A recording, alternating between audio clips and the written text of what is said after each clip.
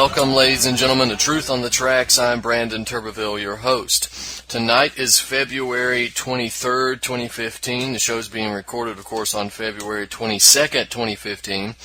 But we have a lot to discuss. Nevertheless, we're going to talk about Syria, we're going to talk about Ukraine and Greece. Ceasefires abound. The world now has the trending topic of ceasefires in war zones that affect NATO imperialist aims. So we're going to talk about the ceasefire schemes, and we're going to talk about what's going on, what the establishment has planned, the world oligarchy, what they have planned for nations like Greece, Syria, and Ukraine. Now, we're also going to get into some other topics if we have time, but I think considering we'll have plenty to discuss tonight. But before we get into those topics, I want to remind you that you can catch this show every Monday night and Friday night at 9 p.m. Eastern Standard Time here on UCY.TV. This show, again, 9 p.m. Eastern Standard Time, UCY.TV, and you can access the show's personal webpage at UCY.TV/TT for Truth on the Tracks. And on that page you'll find the chat room, the archive versions of this show, and the links to my more recent articles. You'll also find, over the top left-hand corner of the page, those articles will be easily accessible. Now, if you want to find my work as it comes out, there's always activistpost.com. Occasionally I write for the antimedia.org or naturalblaze.com. But if you're interested in my work specifically, then I would suggest that you go to brandonturbeville.com. And that is the website where I repost all of my articles, all of the YouTube videos, all of the relevant information there, all of the interviews, all of the archives of the show. And, of course, the contact information is there as well. There's an events tab that you can click on to see any events where I'll be speaking or participating. There may be some more of those in the future.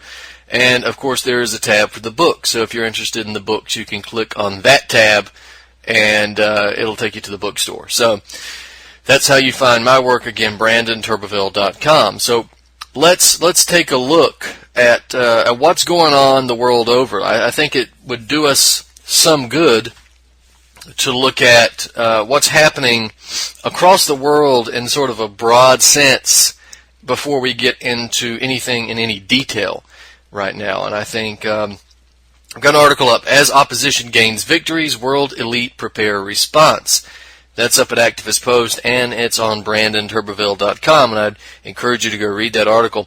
Again, this is sort of a broad overview of what's going on in the world and what is happening in terms of what the world elite want to do, the next targets, I guess we could say, for the world oligarchy. So we've seen recent victories by the Syrian Arab Army on the battlefield there in Syria. We've got a response to Israel by Hezbollah, the success of the anti-austerity Syriza party in Greece, and, of course, the Russian-brokered ceasefire in Ukraine. And obviously all of these things stand in opposition to the aims and will of the Anglo-American establishment, the world oligarchy, the Atlanticists, I guess we could call them, the New World Order, or whatever you want to call them.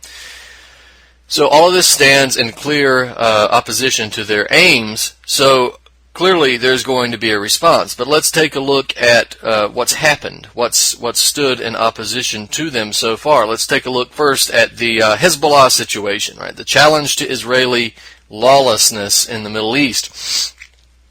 We've got, this is really part of a much larger resilience of Syria's Bashar al-Assad to this destabilization campaign and foreign invasion of Western-backed terrorists.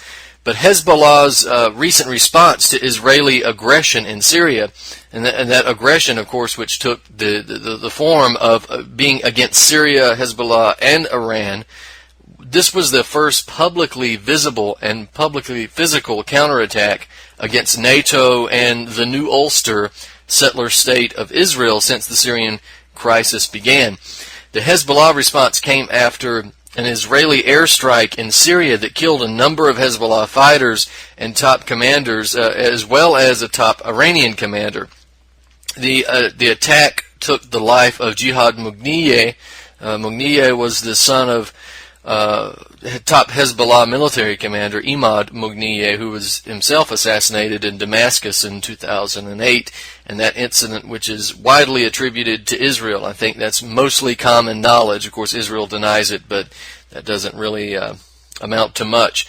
So, as a response, it was reported by Syrian Perspective first, and it was also reported, well, I guess it was reported by Mer News first, and then by Syrian Perspective here in the U.S., but Syrian Perspective has close ties with the Syrian military, so they get a lot of this information. Hezbollah struck back at Israel. They hit an Israeli military convoy traveling along the Lebanese-Israeli border, and again, according to Mer News, the Hezbollah fighters had killed 17 Israeli soldiers and took one soldier prisoner. And that event was reported virtually nowhere else in the Western media in terms of the number of Israelis that were killed. Western media reported only 2 Israeli soldiers being killed, and they're saying that it was a result of anti-tank weaponry. The fighting, of course, took place in the Sheba Farms area there on the border, but it's important to note that the Western media did not report that there were 17 Israeli soldiers killed. Were there 17 Israeli soldiers killed? Probably.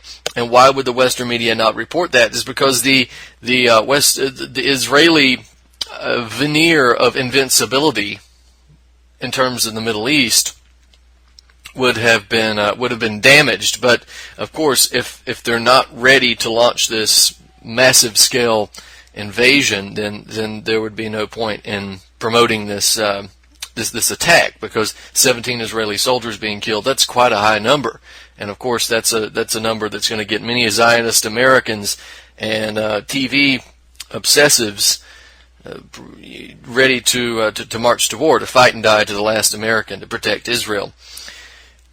So it was reported only in the Arab media that 17 were killed, but in the Western media it was only 2. It's just keeping it kind of close to the breast there.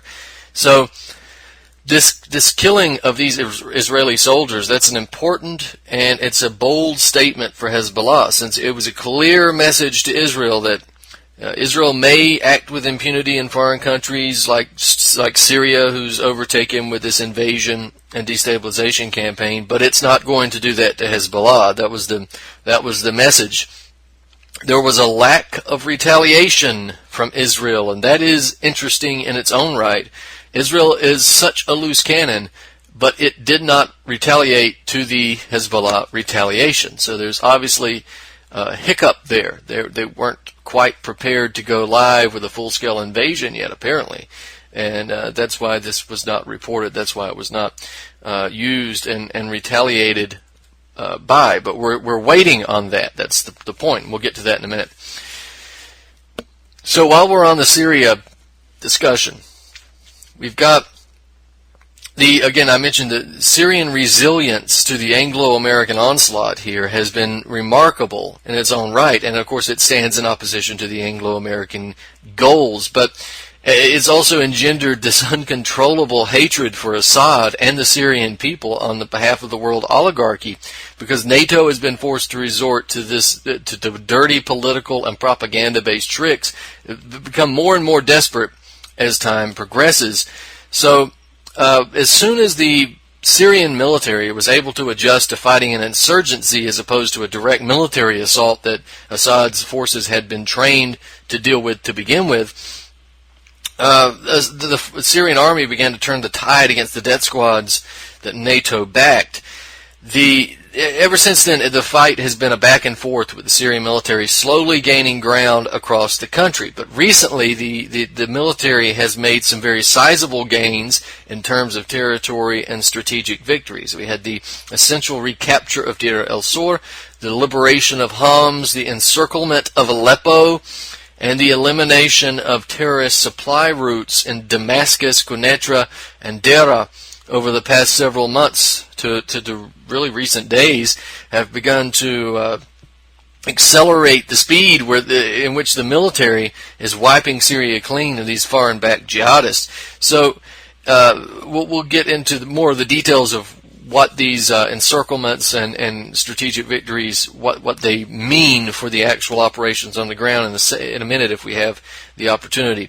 But it appears that NATO, in coordination with Israel, was attempting to direct these terrorist proxies from the occupied Golan Heights area, where they're in constant contact with the Israeli intelligence service, where they're under the direction of Israeli intelligence services, and they were trying to direct them from the occupied Golan Heights area on a charge towards Damascus. And the plan was essentially to overwhelm Assad's physical seat of power and threaten the elected government physically, as well as provide that perception of inevitability regarding the downfall of Assad.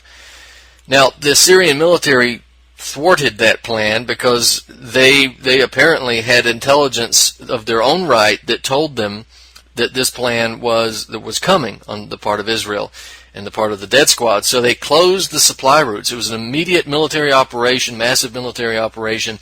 Closed the supply routes, eliminated the forward operating bases from the occupied Golan. Well, not from the occupied Golan, but from some of the areas near the occupied Golan. They eliminated some of the operating bases, and they immediately halted any advancement of the death squads coming from that area toward Damascus. Also, in addition, they have been moving slowly towards the occupied Golan borders. That's the Syrian military, Iranian affiliates, and Hezbollah have been moving toward the border with Israel. Not because they're going to attack Israel, but because they're going to try to seal the border and eliminate the rest of these supply routes. So the threat to Damascus from this area has largely been neutralized. Now the attempt is to go in and block this from ever happening again, to go ahead and seize that the southwestern territory there on the border with Israel. So that is Syria. Let's move on over to Greece and talk about the Syriza victory. So we've got the Syriza party in Greece, the coalition of the radical left, the anti-austerity party, which has openly stated its refusal to take part in any more austerity measures, and they want part of the debt written off. We'll get into that. So we've got the victory there of Syriza, and the European Central Bank, the IMF, the oligarchs, NATO, of course, even Israel is not happy about this. Because this is, Israel is not happy about it because of the geopolitical implications. As Syriza has already stated previously that they want to end cooperation with Israel, so that's why they're not happy about it. The European Central Bank, the IMF, the international banks, of course, are not happy about this because the austerity policies are going to be removed and they will no longer have Greece on the hook for this unsupportable debt that they've had them on the hook for some time. So Syriza represents a third way. That does not really mean electing one austerity oligarch for another austerity oligarch. So this is a third way. So for anybody watching these developments, the hope is that Syriza will spark, not only in Greece, but across Europe and the rest of the world, the brush fire that says no to austerity and banker domination of national economies. We're hoping that Greece succeeds in their rejection of austerity policies, that they succeed in rebuilding their infrastructure and jump-starting their economy. So they're a beacon to the world that says, hey, austerity does not work. End austerity. Stand against austerity. And stand in terms of building your infrastructure, implementing some type of protectionism, and focus on your economies. We're hoping that lights the brush fire across the world. Now, Syriza has refused to engage in the further immiseration of Greek living standards. They've refused to engage in the firing of workers, of cutting social safety net programs. They've refused to knuckle under to the dictates of Germany, of the IMF, the European Union, the European Central Bank, the Troika, all of this. They've refused to do it. The Greek politicians are now, the Greek Syriza party is standing in opposition to NATO provocations against Russia, and Syriza also seems to be a fly in the ointment of the Anglo-Americans here. So there are problems with the Syriza platform. Now let me be clear, I'm not going to go through a detailed analysis of the Syriza platform, but there are problems with it. There's problems with lots of things. So sometimes we don't want to make the perfect the enemy of the good, but here we are. So there are undoubtedly direct contradictions to NATO, to the IMF, to the European Central Bank, to the Anglo-American agenda, and that's what we're going to focus on right here. So we have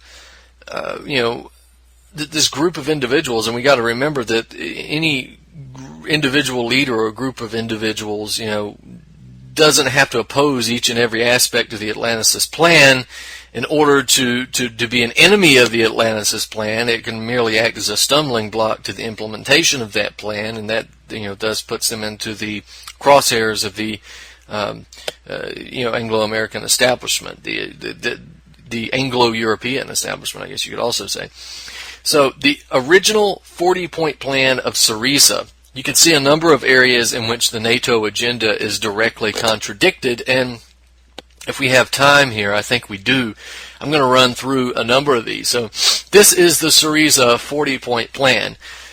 Audit of the public debt and renegotiation of interest due and suspension of payments until the economy has revived and growth and employment return.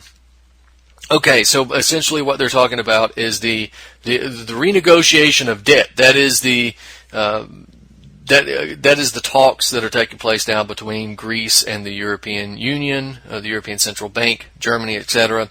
They're discussing whether or not to take a haircut on these Greek bonds, and considering the fact that Greece, all we hear is Greece is bankrupt. Greece is bankrupt. Well, if you're taking a haircut on the bonds, then you should be happy that you're getting anything at all.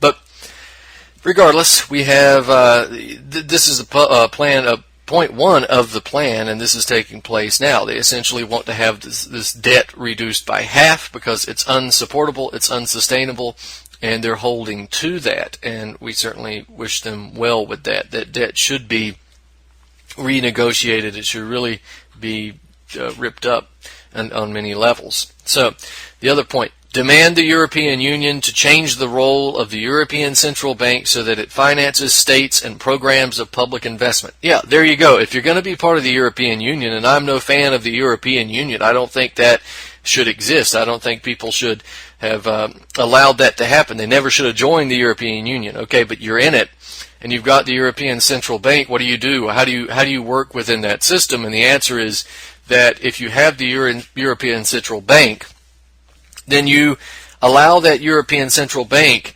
to fund your infrastructure, right, through 0% interest credit, the credit created out of thin air. Sure, credit stimulus. That's what essentially they're arguing for. So if you're going to be in the European Union, if you're going to be in it, then yeah, sure, let the European Central Bank do that. We also have raise income tax to 75% for all incomes over 500,000 euros. Not a fan of that. Change the election laws to a proportional system. Increase taxes on big companies to that of the European average. See, a lot of people have this idea of Greece as being this socialist paradise, of them being one of the more socialist countries in Europe, and that the wages are so high, the Greeks are so lazy, they take so many breaks, and they have so many social safety net programs that it's unsupportable. Actually, they don't have. They're one of the lower standards of living on the European Union. So they're much less, in terms of the higher wages and so forth. They're much less like that than the media would have you believe. So we've also got adoption of a tax on financial transactions and special tax on luxury goods. Not sure about the luxury goods, but the tax on financial transactions, that's good. Like, I hope this means like a 1% Wall Street sales tax. Prohibition of speculative financial derivatives, good. Okay, abolition of financial privileges for the church and shipbuilding industry, good. Combat the bank's secret measures and flight of capital abroad. Yeah, well, this is necessary at considering what the precipice of what's about to happen. This talk of the Greek exit of the Eurozone, which represents a lot of danger for the Greeks. They're already coming under attack from financial vultures. So yeah, sure, this can be accomplished too. Cut drastically military expenditures. Yeah, well, that's understandable. I'm not a huge fan of cutting even military expenses, to be honest, but whatever. Raise minimum salary to the pre-cut level, 750 euros per month.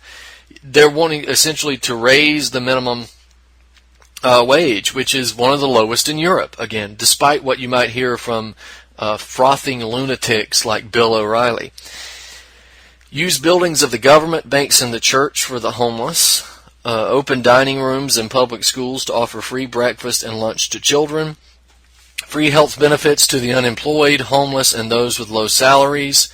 Subvention up to 30% of mortgage payments for poor families who cannot meet payments. So in other words, if you're poor and you can't make your payments, they're going to help you out with that in terms of a sort of a floor.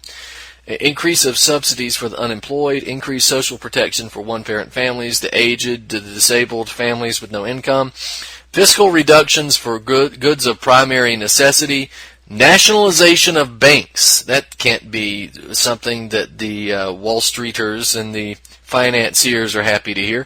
Nationalization of ex-public service and utility companies and strategic sectors for the growth of the country, railroads, airports, mail, water, etc. In other words, the deprivatization of these services.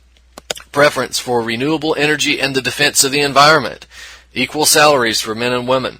Limitation of precarious hiring and support for contracts for indeterminate time. Extension of the protection of labor and salaries of part-time workers. Recovery of collective labor contracts.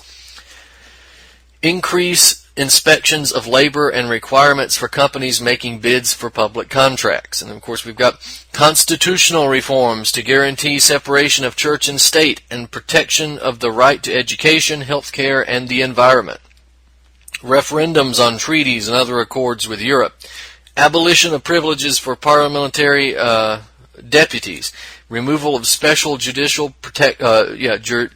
protection for ministers and permission for the courts to proceed against members of government.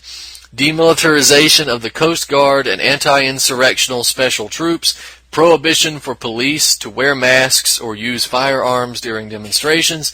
Change training courses for police so as to underline social themes such as immigration, drugs, and social factors. Guarantee human rights in immigrant detention centers. Facilitate the reunion of immigrant families. Depenalization of consumption of drugs in favor of battle against drug traffic. Increase funding for drug rehab centers. Regulate the right of conscientious objection in draft laws. Increase funding for public health up to the average European level. The European average is 6% of GDP. In Greece right now it's 3%. Elimination of payments by citizens for national health services. Nationalization of private hospitals. Elimination of private participation in the national health system. Well, we can go up and down by that, but withdrawal of Greek troops from Afghanistan and the Balkans. No Greek soldiers beyond our borders. How do you like that, NATO? Abolition of military cooperation with Israel. Support for creation of Palestinian state within the 1967 borders. Negotiation of a stable accord with Turkey. Closure of all foreign bases in Greece and withdrawal from NATO. So that's the 40-point plan. So, having been in office only a number of days, we got Syriza already making a few populist moves. They fired a number of highly paid parasites operating under the guise of being consultants, and I put consultants in scare quotes there, from the IMF and European Central Bank. so they're supposed to be consultants from the IMF and the European Central Bank. So they were fired by Syriza and hired. Syriza rehired a number of previously fired government cleaning staff. I just made that sentence way more complicated than it should be. So basically, Syriza comes into power, and before Syriza had been elected, the previous government had fired a number of the cleaning staff. Labor, the cleaning staff, the working class. They were fired. But yet these bigwig consultants were making huge fat checks. They were consultants from the IMF and European Central Bank working there in the governmental house. So they were making these big fat checks for doing nothing, essentially, other than maybe occasionally advising on austerity measures. So Syriza comes in and they fire the parasites, they fire the consultants, and they rehire the cleaning staff. So we've also got Syriza taking a firm public stance against austerity measures. And again, remember that 40-point plan, but they're saying that the holders of Greek bonds should take a 50% haircut, that Greek debt should be reduced by half, and that Greece is categorically finished with the implementation of austerity measures and the cutting and gutting of its living standards. Alexis Tsipras, who is the leader of the Syriza party, his finance ministry has also essentially stated, at least through rhetoric, that Germany will not dictate economic policy for Greece. We've also got Syriza inviting and welcoming the Russian foreign ministry as its first foreign diplomatic guest. It's expressed great aversion to the idea of supporting any further sanctions on Russia, and they should not support any further sanctions on Russia. The concept of greater economic cooperation between the two countries has been entertained as well, both by Greece and Russia, and that has angered the United States and a large portion of the EU. But there's not much that doesn't anger large portions of the United States and the EU. So now we got to move on to Ukraine again. We've got the Russia-Ukraine ceasefire. So that Russia brokered a peace deal between Eastern separatists and Western-backed Kiev fascists. What else can you call them? That's another apparent blow to the Anglo-American plans, while they're already trying to weasel their way out of that. But as the United States was mulling the possibility of providing lethal weapons and assistance to the fascists, the Nazis, the Russians stepped in and judoed the Americans once again, and they used the rabid warmongering rhetoric of Washington against it. Right? They jumped in at the last minute and brokered a peace deal with the help of France and Germany. If the ceasefire deal stands, and it is standing, but it's extremely fragile right now, the U.S. is going to find it difficult, not impossible, but difficult to publicly provide lethal arms for that conflict if that conflict is diffused. And it's going to be obvious that the U.S. is provoking tensions regardless of the in the face of peace. Not that that's ever stopped the U.S. before, by the way. So don't think for a minute that this isn't something that can't be worked around. NATO, the United States, virtually any country with the proper amount of propaganda can do whatever they want. So let's look at the platforms of the Russian brokered peace deal as they stand, and we can we'll go through some of the main points here, and these are important for future discussion because we're going to try to get through this, but this is important because this is sort of the basis for a lot of tension that went on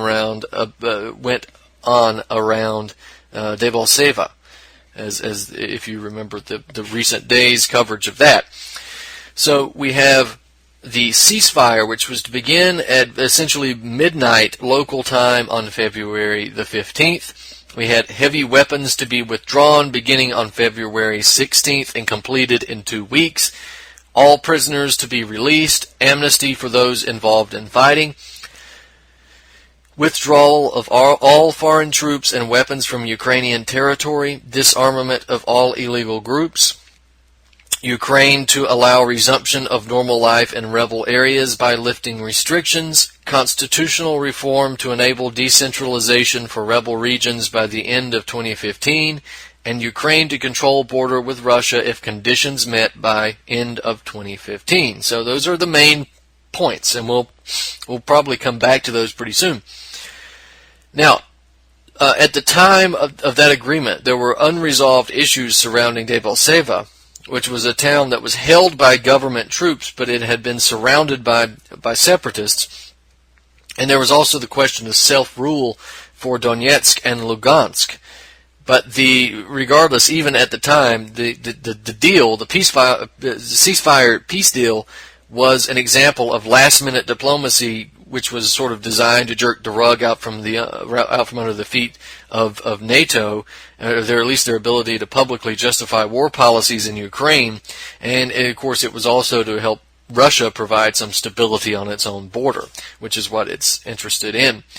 Now with all of that taken together, and we spent half of the show really talking about the developments in Syria, Greece, and Ukraine, we need to talk about how that, essentially we've discussed how that would affect the NATO policy. But we've also got to discuss what NATO, what the world oligarchy, international banks, etc., plan to do about it. Because there always is a response from these people whenever there is any fly in the ointment will most necessarily draw a response from the Anglo-American oligarchy. But let's look at Syria first. So we'll go back there. So again, that string of victories by the Syrian army, and of course the encirclement of Aleppo right now is one of the more pressing ones, and hopefully we'll get into that as well in a minute. But the NATO powers obviously want to be involved directly militarily in Syria. They would prefer, obviously, to allow the death squads to do it for them. That is the preferred method, but the death squads aren't bringing the bacon. Ironic expression, I guess. So they're not bringing, they're not getting the job done. And thus, the desire now is to have some type of direct military invasion, direct military action, kinetic military action, as Barack Obama would say. So, if you only read the headlines of mainstream media organizations to see regarding this Hezbollah, Syrian, Iranian, mainly Hezbollah and Syrian troop offensive that's taking place in the south and southwestern part of Syria, which is attempting to cut off the supply routes, cut off the routes that the death squads have from essentially occupied Golan, Israel, to Damascus. If you take that and go to the mainstream media and look at the reports, here's what you get. Let's look. We have Yahoo News saying, fresh offensive, Hezbollah troops fast approaching Israeli border from Syrian side. We've got the Jerusalem Post. Hezbollah, Syrian forces, and Iranian officers approach Israeli border and fight against rebels. And Ynet News, Syrian Hezbollah troops advancing toward Israeli Golan. And you can see that the reports are being skewed to suggest an impending Iranian, Syrian, and Hezbollah invasion of Israel. The reports have really continued to be presented in this manner, and it's essentially, that's enough in itself to go to sizable portion of American Zionist and TV heads into supporting a war to protect Israel. But you see what this is doing. They're being presented as if it's a moving offensive against Israel, as if Syria has aligned with Hezbollah and Iran to attack Israel, and that's the way it's being presented in the press. That's the way it was presented in the press. So we have Barack Obama asking Congress for the authorization to use military force to combat ISIL, the terrorists that Barack Obama and his State Department and his intelligence agencies funded.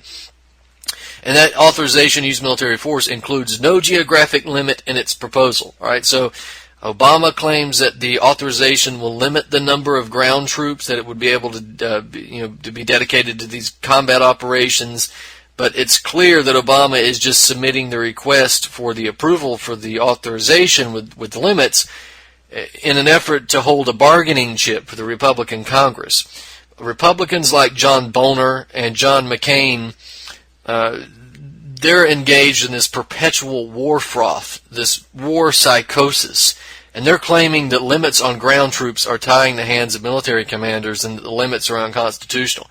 The day we hear any lectures about anything being unconstitutional from John McCain, that is a true sad moment in history. John McCain is one of the most disgusting, useless human beings in Congress, and that says a lot when you can achieve that level of notoriety in such a poor selection of the human species.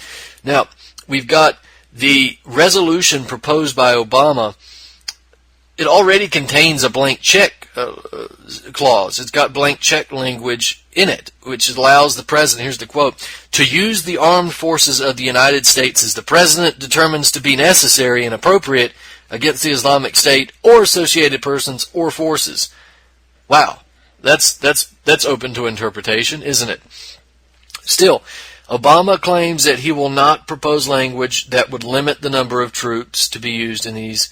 That he will propose language that would limit the number of troops to be used in these combat operations. So, I don't believe Obama, and you'd be crazy to believe anything that Obama says. He's an inveterate liar, but it's clear that the Republican-controlled Congress is going to argue for the removal of these limitations. Let's say for a minute that Obama does put limitations in this authorization request. It's clear that the Republicans are going to argue to have it taken out.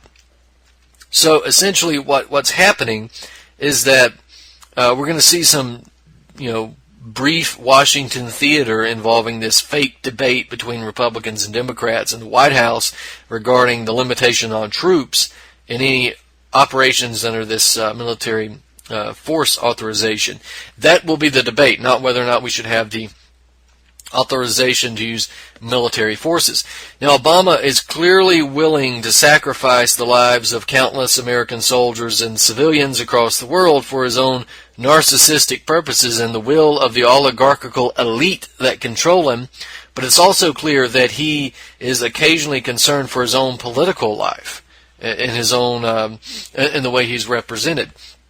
So essentially what it appears to me that he's trying to do is to get the authorization to use military force there on the table and use the question of whether or not unlimited troop deployment is positive or negative as a bargaining chip. So in other words, he wants the Republicans to sign on. He's going to say, yeah, I'll do this. I'll put out a request for an authorization to use military force, and we can use military force against Syria and Iraq. That's fine, but you've got to put your name to it too, to the Republicans. So the Republicans can't come back whenever some body bags start coming home and say, look how Obama blew it. Look what he did. He got us into a quagmire. He wants the Republicans to sign on to that stupidity as well.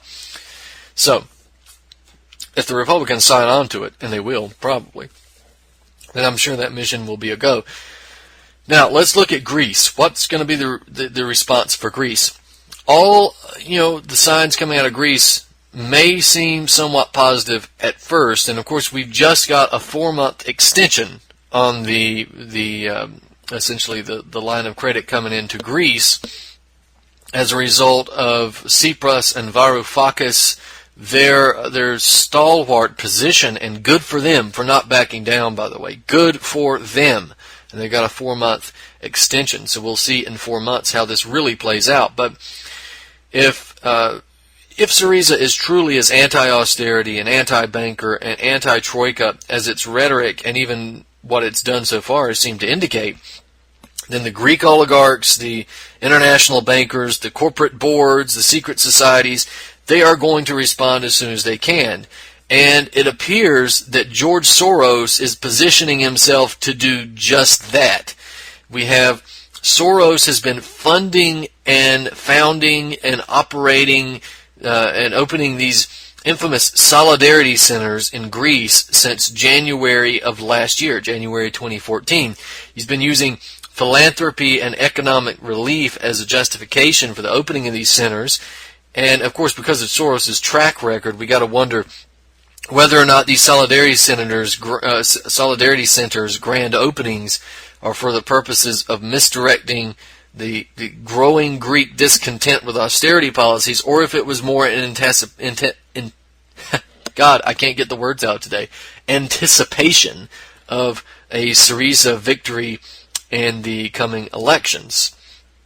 Or it could be a plan already being set to oust Alexis Tsipras, to oust Syriza. I mean, we can see that the places are already being set, and that Tsipras had better start watching his back. We've got the color revolution apparatus has already started sharpening its knives for Syriza. So, and they're willing to stab you in the front as well as the back, or both. So, let's go to The Guardian. In January 2014, this is announcing Soros's Solidarity Center, so let's take a look at that. This is a quote. It says, George Soros has extended his financial support for Greece by establishing the first in a series of solidarity centers for those worst hit by the country's economic crisis. The opening of the center in the northern city of Thessalonica comes as ever more Greeks are forced to turn to charities for help. Greece, to a great degree, has become a failed state, said Aliki Moriki, a sociologist at the National Center for Social Research. It is unable to provide basic facilities for its citizens because of budget cuts.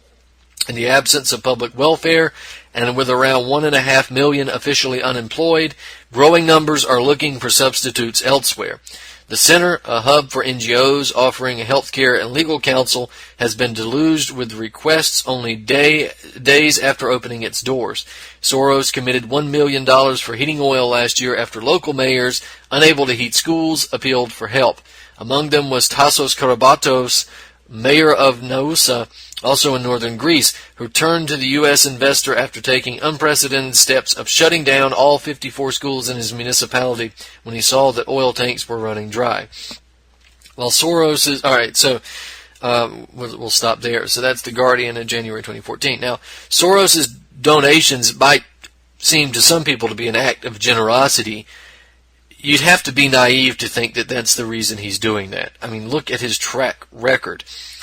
Now, Soros has clearly bought some, watery-eyed loyalty from some Greeks with these donations, but you got to pay attention, too, that there's been a number of Greeks, school parents associations and so forth, that refused to endorse any of these Soros funds because they had the presence of mind to know that Soros does not act out of generosity. They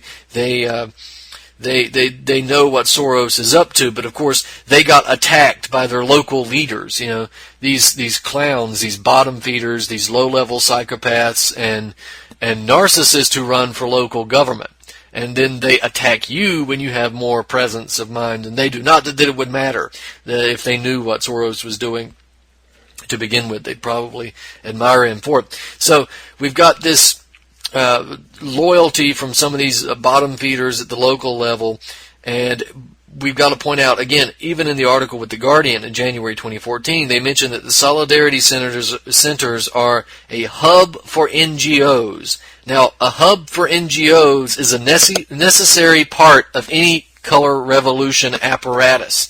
So we know that Soros has funded a number of color revolutions to this democracy and civil society NGO apparatus in Europe and even the United States. He's been involved with that here as well. Don't forget that Soros is well known for playing a major role in the funding and facilitating of the bulldozer revolution in Serbia that overthrew Milosevic in 2000. He was also involved in the Rose Revolution of 2003 in Georgia.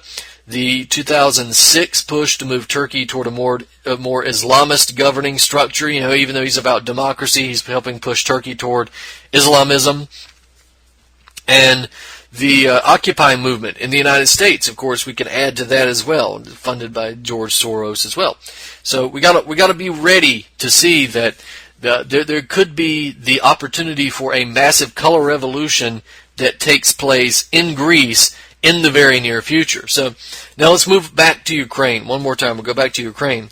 So the NATO powers immediately went into action through their mainstream media apparatus to say that the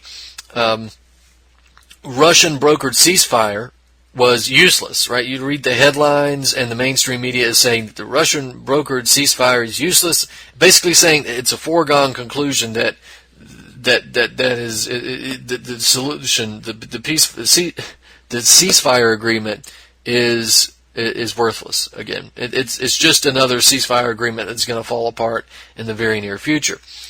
Now, the fighting did take place across Ukraine after February the 15th, after the deadline. But the fighting largely subsided all across the country, except in Debaltseve. And we'll talk about that if we have time, about the details of Debaltseve. So, the Kiev forces have intentionally tried to wreck any potential success of the ceasefire agreement before it ever began. And there's very little doubt that the Kiev forces are working on the orders of NATO. I mean, go look at my article, Opposition Gains Victories. I'll get you the whole title here. Let's see. It's As Opposition Gains Victories, World Elite Prepare a Response. And you'll scroll down, and as you read the article, you'll see clear documentation that the Kiev forces are working on the behest of NATO and the CIA. It's too much to go into right now, but it should be obvious to anyone. Now, parties to the ceasefire agreement, particularly the separatists, are already becoming tired of ceasefire agreements that are reportedly, well, not reportedly, but clearly are being violated by the Kiev forces conveniently at times when separatists are about to make significant gains in the ground. Remember, Debaltseve is a strategic town that is largely in the territory of the separatists, but it was held by the government. It was held by Kiev. I guess we won't call them the government, we'll call them the Kiev fascists. It was held by the fascists, but it was surrounded by the separatists. There was no way out for the Kiev fascists. No way out. So they had a choice between being slaughtered or they could surrender.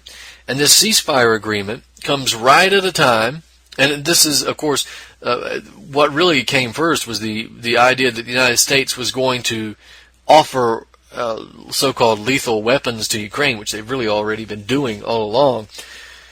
But in order to help save these fascist forces, and then of course we have a ceasefire agreement which NATO is pushing and saying, no, these separatists can't retake Debaltseve. Everybody has to stop right now. The idea, of course, is that they have to stop fighting on the front lines and stop at the front lines. But the argument from the separatists, of course, was that the Debaltseve was behind the lines. It was in their territory. The argument from Kiev was that, well, they control the city. And of course, we see how that turned out. And if you didn't see how that turned out, if we have time, we'll get into it. But so we've got that going on as well. It should be clear, though, that NATO does not want peace in Ukraine. It does not want peace in Syria. It doesn't want peace, period. And that's what we have to be aware of. And essentially, that's the overview of what's happening across Europe and across the Middle East currently.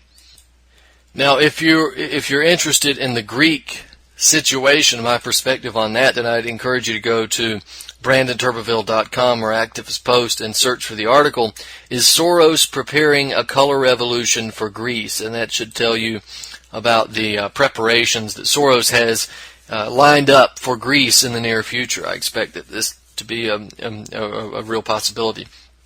Now, since we're on the question of Ukraine, let's stay on Ukraine for just a minute. We have this article I wrote. It's at activistpost.com and BrandonTurbeville.com. It's called Western Media Blames Separatists for Ceasefire Violation, Ignores Role of Kiev Fascists. So Again, the ceasefire agreement, this article was written on February 18th, but the ceasefire agreement had just been made, and it was in effect a couple of days. It was holding on by the skin of its teeth, but the entire country, virtually the entire country, had fallen silent from shelling and shooting, except Debaltseve. Debaltseve had continued. There was the fierce fighting had continued there. Almost immediately, there were claims coming from the separatists, claims coming from the fascist forces, that the other side was responsible for violating the ceasefire agreement. Now, it's not exactly clear who fired first after the deadline to cease and desist had passed, or even if anybody had stopped shooting to fire first. It could have just continued, and that's probably what happened.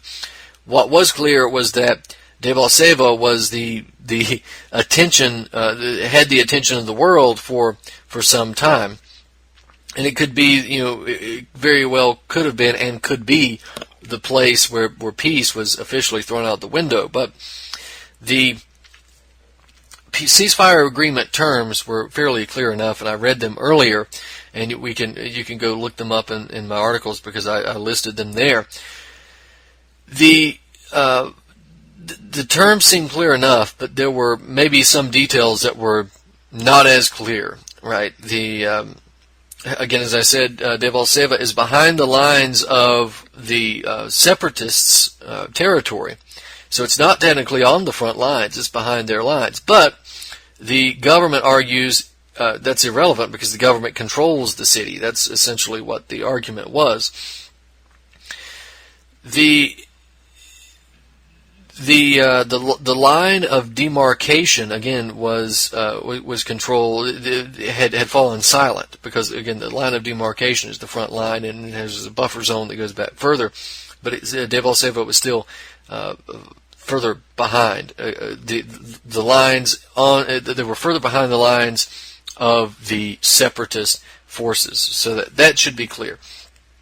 Now, the Western press didn't waste any time representing Debaltseve as the death knell of peace, right? As an example of Russia. They started spinning these conspiracy theories that Russia had concocted a ceasefire to buy time for proxy separatist forces and directing them on the ground against the Kiev forces. In other words, they're saying that Russia concocted a ceasefire in order to buy the time for the separatist forces. Now, I called that a conspiracy theory to insult it, but the truth is that type of thing is possible, and we know it's possible because that's what the U.S. and the United Nations and NATO does on a regular basis inside Syria.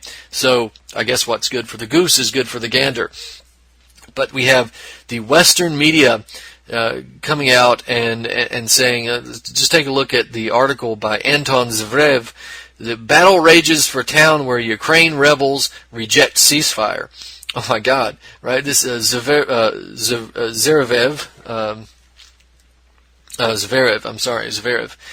He writes. This is what he says. This is the quote from the article. Let's see. Do we have time? Yeah, we can try to wrap this up.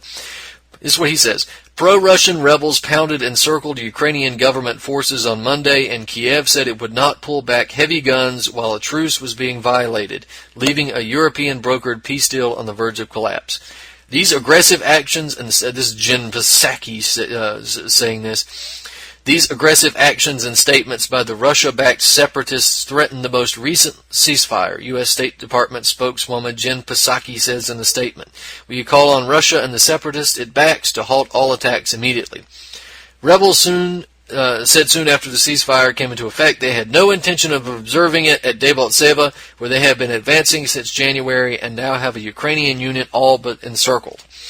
So we then have an article coming out from the Inquisitor, and the Inquisitor says, pro-Russian rebels in eastern Ukraine refused to honor the ceasefire agreement signed last Thursday by Russian and Ukraine leaders, at least in the besieged town of Debaltseve, where the Russian-backed forces have Ukraine government troops surrounded.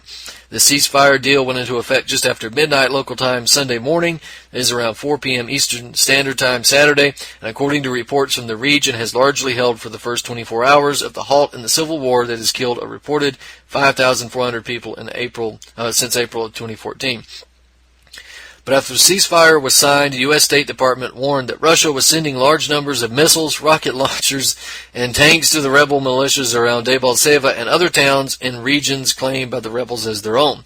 That claim is exactly why, according to one rebel military leader, the pro-Russia forces who want to secede from Ukraine feel that the ceasefire deal does not apply to the fighting in Debaltseve. Currently, however, while Western media waves a complex web,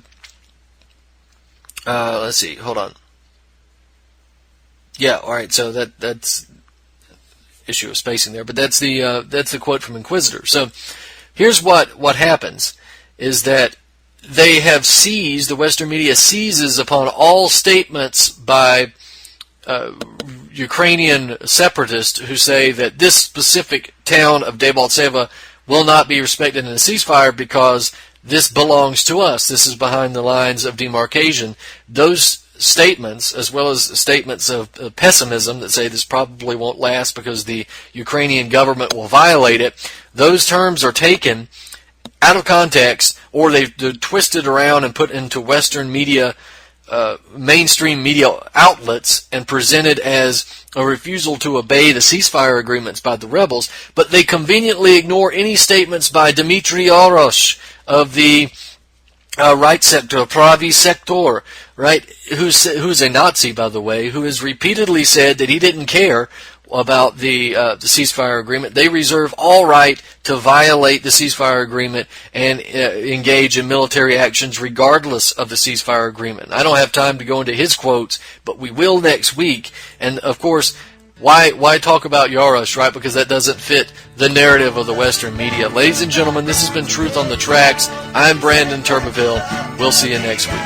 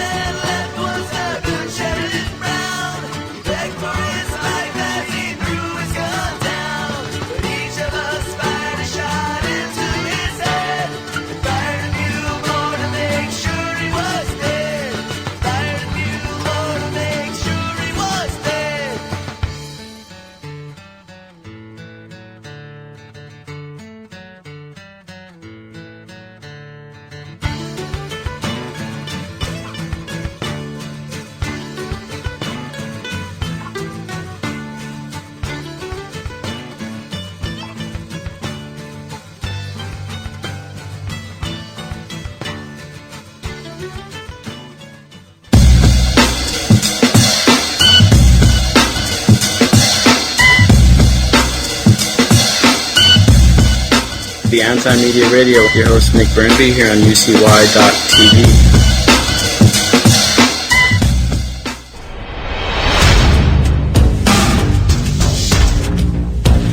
Truth on the Tracks you can catch every Monday night and Friday night at 9 p.m. Eastern Standard Time here on UCY.tv.